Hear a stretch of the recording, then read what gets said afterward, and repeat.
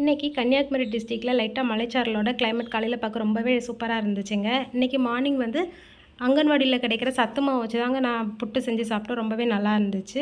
இன்றைக்கி வந்து நாகர்கோவில் ஸ்பெஷலான நார்த்தங்காய் பச்சடி தான் செய்ய போகிறேன். இதுக்கு என்னென்ன பொருள் தேவைன்றதை பார்த்துக்கலாம்.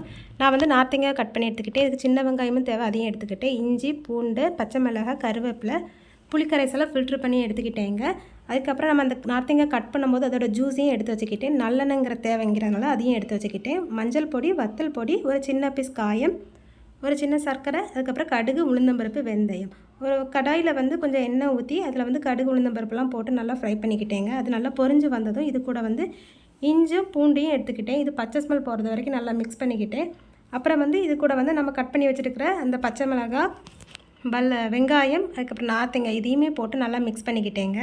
இதை நல்லா மிக்ஸ் பண்ணதுக்கப்புறம் இது கூட கொஞ்சமாக புளிக்கரைசல் ஊற்றி நம்ம எடுத்து வச்சுருந்தது ஜூஸையும் ஊற்றி ஒரு சின்ன துண்டு காயம் போட்டு நம்ம கருவேப்பிலையும் போட்டுக்கிட்டு நல்லா மிக்ஸ் பண்ணிக்கணுங்க. மிக்ஸ் பண்ணி கொஞ்சம் தேவையான அளவுக்கு உப்பு போட்டு கொஞ்சம் தண்ணியும் ஊற்றி இதை நல்லா வேக வச்சுக்கணும். இது நல்லா வெந்ததுக்கப்புறம் இதில் வந்து நம்ம எடுத்து வச்சுருக்கிற வத்தல் பொடி, மஞ்சள் பொடியும் போட்டு நல்லா மிக்ஸ் பண்ணிக்கிட்டே இருக்கணுங்க. நம்ம ஃபஸ்ட்டு ஊற்றின தண்ணி எல்லாமே இதில் வற்றி போய் அந்த எண்ணெய் திரிஞ்சு வர மாதிரி இருந்துச்சு அப்படின்னா நமக்கு சூப்பரான நார்த்தங்காய் பச்சடி ரெடி ஆகிடுங்க. இந்த நார்த்தங்காய் பச்சடி வந்து கன்னியாகுமரியில் ரொம்பவே ஃபேமஸுங்க.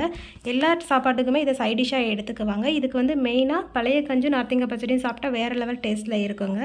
என்னோட இந்த ரெசிபி உங்களுக்கு பிடிச்சிருந்துச்சுன்னா உங்கள் ஃப்ரெண்ட்ஸ் அண்ட் ஃபேமிலிக்கு ஷேர் பண்ணிக்கோங்க. நாளைக்கு வேறொரு வீடியோவில் சந்திக்கலாங்க. மறக்காமல் என்னோட சேனலை சப்ஸ்கிரைப் பண்ணிக்கோங்க. பாய்.